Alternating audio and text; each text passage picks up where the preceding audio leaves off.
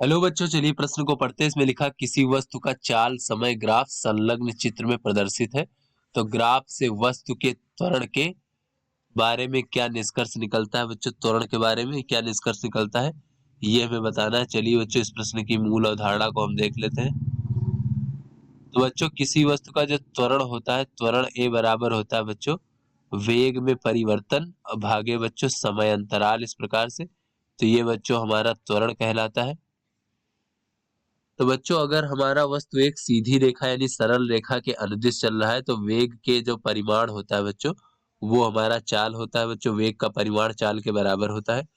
तो यहाँ पर बच्चों ये हमारा त्वरण किसी समय अंतराल के लिए हो गया। तो अगर हम तात्क्षणिक त्वरण की बात करें बच्चों, किसी भी क्षण जो त्वरण का मान क्या है, तो तात्क्षणिक त्वरण बराबर होता है बच्चों dv भागे dt। यानी एक अगर सरल रेखा में चल रहा है बच्चों, तो यहाँ से हम कह सकते हैं कि उसके चाल में परिवर्तन की समय दर बच्चों इस प्रकार से।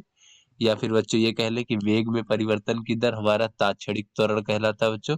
यानी अगर हमारा कोई चाल और समय ग्राफ दिया गया है बच्चों इस प्रकार से, तो किसी भी समय पर अगर हमें त्वरण ज्ञात करना है बच्चों, मान लीजिए कोई भी ग्राफ हमारा, किसी भी समय पर अगर हमें त्वरण ज्ञात करना है, तो उस समय पर जो है बच्चों उस जो वहां पर स्पर्श रेखा होगा बच्चों ग्राफ का, उसका जो प्रवणता होगा बच्चों वो त्वरण के बराबर होगा बच्चों स्पर्श रेखा का।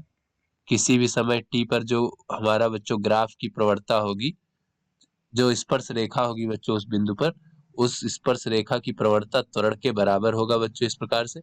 तो चलिए अपने प्रश्न को हल करते हैं। तो यहाँ पर ये हमारा चाल समय ग्राफ दिया गया है बच्चों। तो यहाँ पर बच्चों ये हमारा शुरुआती समय अंतराल। तो यहाँ पर अगर हम प्रवण इसका बच्चों त्वरण देखें बच्चों, तो ये त्वरण जो है बच्चों स्पर्श रेखा की प्रवणता के बराबर होगा बच्चों। चूंकि जो तात्क्षणिक त्वरण होता है किसी भी समय पर, वो होता है बच्चों इस प्रकार से, यानी कि dv भागे dt, यानी चाल में परिवर्तन की दर।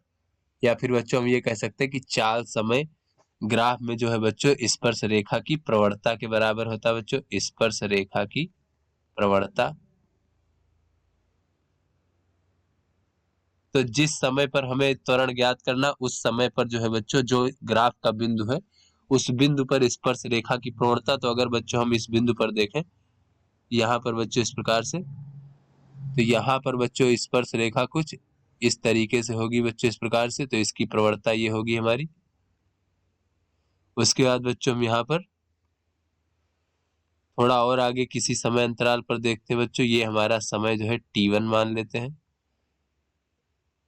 और फिर बच्चों इस प्रकार से किसी और समय पर t2 मान लेते हैं बच्चों। यहाँ पर t2 पर देखते हैं, तो यहाँ पर बच्चों स्पर्श रेखा हमारी इस प्रकार से होगी। तो प्रवणता का तात्पर्य होता है बच्चों x अक्ष से ढाल, यानी कि x अक्ष से झुकाव बच्चों इस प्रकार से। तो अगर x अक्ष से कोण इसका थीटा है, तो प्रवणता हमारा tan थीटा होता है बच्चों। तो इस प्रकार से हो जाएगा। फिर बच्चों किसी और समय पर t3 पर मान लेते हैं बच्चों इस प्रकार से। तो बच्चों यहाँ पर प्रवणता इस प्रकार से, यानी कि स्पर्श रेखा इस प्रकार से हो जाएगी, और ये हमारा x अक्ष से झुकाव हो जाएगा बच्चों। तो यहाँ से बच्चों अगर हम देखें, तो जैसे जैसे समय बढ़ रहा है बच्चों जैसे जैसे समय बढ़ रहा है, यहाँ पर बच्चों ये स्पर्श रेखा का झुकाव बढ़ रहा है, यानी कि प्रवणता का मान बढ़ रहा है।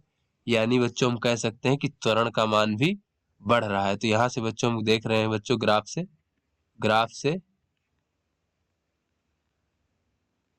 कि समय के साथ में जो है बच्चों, समय के साथ त्वरण का मान जो है बच्चों, वस्तु के त्वरण का मान बढ़ रहा है।